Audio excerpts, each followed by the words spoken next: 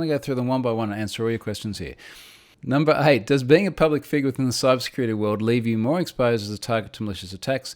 If so, how do you manage and deal with these? Look, I think maybe partly yes, but honestly, at least as far as I know, it doesn't happen a lot. The sorts of thing I see, and don't go and tell other people this because I don't want more people doing it, but the sorts of things I see, a good example, I got up about a week ago and I had about like 3,500 emails in my inbox. And someone had found effectively an endpoint that wasn't rate limited somewhere where you could sign up for a newsletter. And I just got absolutely smashed. Inbox absolutely smashed. And almost like denial of service is your inbox. And it's like, oh, crap, okay. So I've got to go into Office 365 online, set a rule, delete everything out, sync to all devices. It's done before breakfast. So stuff like that isn't too bad. I've had other times where people are trying to do things like reset accounts. They kind of figure out pretty quickly that that's a bit of a lost cause. I have my 2FA on everything. I have U2F wherever possible on things as opposed to SMS and things like that. So I don't sort of have major issues with it. And the way I deal with it is I do all of the things that we all know we should. I do genuinely use a password manager. Every password is unique. I minimize the amount of data I expose. I keep all of my things patched and up to date, and I'm cautious with the attachments I open, so on and so forth. All right, number 9. What developments do you see emerging within the field of cybersecurity that will shape the further landscape? I think you mean the future landscape. Definitely next-gen blockchain with AI. No, seriously. I actually saw this. I went to InfoSec EU in London last year, and there was a stand. They're selling next-gen blockchain. What will shape this cybersecurity landscape in the future? Look, I think the things that are having meaningful impact across a broad range of people are devices like this with biometric, an ultimate means of authentication. I love the fact I can Face ID to my iPhone. I got a new PC set up recently. If you want to see what I got, there's a blog post called, just Google Troy Hunt Ultimate Home Office version 2. And I've got an external fingerprint reader. I've got Lenovo machines over here, laptops. They've got fingerprint readers built into them.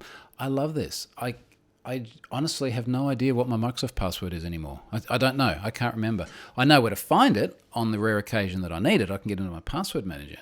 But I love the fact that this has fundamentally changed the way we authenticate. And very often I'll do things like I'll do interviews in this office and there'll be a film crew or something. And I can unlock stuff without ever worrying about who's looking over my shoulder.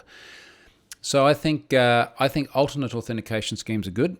I don't think the password's about to die, and I think in 10 years' time from now, we will have more passwords than before. But things like this will change the frequency with which we need to use them. Number 10, incidentally, I didn't look at how many questions there are either, so I don't know how far this is going to go. 10, what advice do you have for the average internet user to help ensure they safeguard their passwords and data on a daily basis? Obviously, the digital password manager thing is important. I've been using 1Password for nearly a decade now. The password manager 1Password, not a single password. So that has been great. Obviously 2FA, but I do lament the usability barrier that 2FA creates. The other thing I'd say, and this is what I get my mum to do. My dad, I've got a digital password manager. Mum's a little bit less tech savvy. Is have a password book. Like if you've got non-techie relatives or friends and they're using that same crazy password everywhere, get them a book. Seriously, put it in the drawer down there, and then it's like, who's your threat actor? It's no longer some script kiddie on the other side of the world. It's like someone who can break into your house. Their priorities are usually different than grabbing the book in your drawer. So definitely the password hygiene thing. And of course, I'm particularly passionate about that because I see so many data breaches, so much credential reuse, so much credential stuffing as well. Number 11, without revealing any sensitive information, this is going to be good. What's the most memorable test you've performed and what made it so memorable? Look, I think probably the most memorable thing is I was in Norway, I'll call it 4 years ago, doing a workshop. And in the workshop, we used to proxy mobile devices through a proxy on the PC. So for example, I'd take my iPhone, I'd run Fiddler on my PC, set the proxy on the iPhone to route through my PC, open up apps, look at the traffic. And one of the guys in my workshop found that his Nissan Leaf, Nissan is what you might call a Nissan, Nissan Leaf, I butchered that, the Nissan Leaf would have a mobile app which could do things like turn the climate control on or off. Because it's so cold in Norway in winter, you have to warm the car up before you get in there. We have the opposite problem. It's winter here at the moment. It's hot. So it's a different story here. Anyway, so he's wondering, how does my phone know how to talk to my car? Is there like a bearer token or some sort of cryptographic key which is issued at enrollment?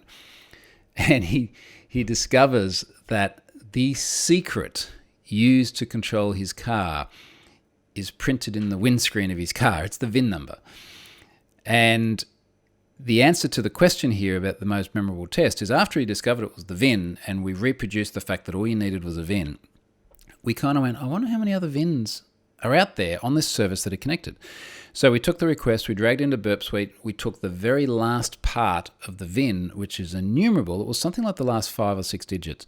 And we just kept randomizing digits until we found another car to make the point that we could actually identify other vehicles.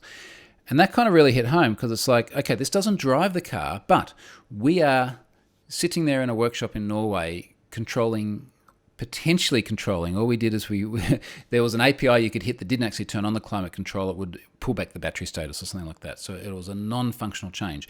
But we're sitting there with the ability to actually make things in a car move somewhere on the other side of the world. So that was very memorable. Incidentally, there's a blog post on that. If you Google Troy Hunt, Nissan Leaf, you will find that.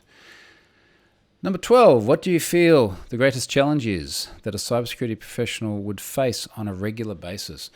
I almost wonder if part of the answer to this is a little bit like the same as most technology professionals, which is just staying on top of things. Like, I look at how many tabs I've got open at the moment, and yeah, I'm rotating my head a long way. Look at that blog post about how many screens I've got now. I look at all the things that I've got in progress that I'm trying to read or learn, and I just feel swamped. I feel absolutely overwhelmed. And for some reason, I just keep adding more workload to it. Let me pick up the PCB again. So I think just staying abreast of everything, and that one of the realizations I came to a few years ago is that one of the hardest things about this industry is not so much choosing what to do, but consciously choosing what to let go of. There's a thing over there I would have liked to have done. I have to let that go in order to focus on other imperatives which are a greater priority. So spreading yourself too thin is maybe a way of looking at it. And I tell you what, I screw that up a lot, trust me.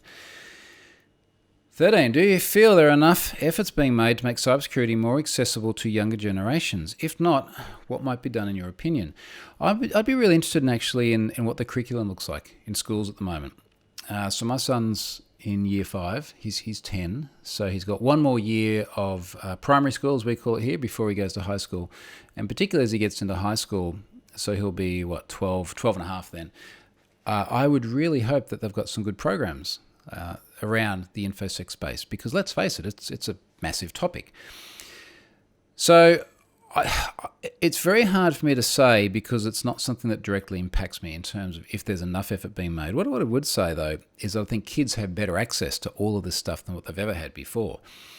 And I almost wonder if one of the areas that we've got to be focusing on at the moment, and the National Crime Authority, the NCA in the UK, has been putting a lot of work on this, is putting effort into things like, look at all the kids out there, 14, 15, 16, 17, who are really, really smart and they go off the rails. So, for example, that Twitter social engineering attack recently that took over a bunch of accounts, including like Musk's and Biden's and things like this. Apparently a 17-year-old kid. Now, 17-year-old kid, you can just imagine some 17-year-old kid sitting there going, oh, this looks tasty. I might be able to go and do something malicious here. But could equally go, hey, this looks tasty. I could report it here and maybe pick up a bounty or something like that. And this was sort of the NCA's theme about cyber pathways, where it's like you keep reaching these crossroads as children and you could go either way. And what I worry about, and unfortunately, particularly in the US, this is very bad, is that a kid goes off the rails by doing one tiny little thing wrong. Shouldn't have done it, deserves some punishment, but it just screws up the rest of their life. Places outside the US tend to be a little bit more rehabilitative, shall we say. Once the CFAA gets chucked at them in the US, it's it seems to be almost game over for the rest of their lives in some cases. So I'd love to see more support about helping kids make the right choices, because there's a bunch of really smart people out there that are just a little bit too young to have the right kind of moral compass to know what to do with all that intelligence.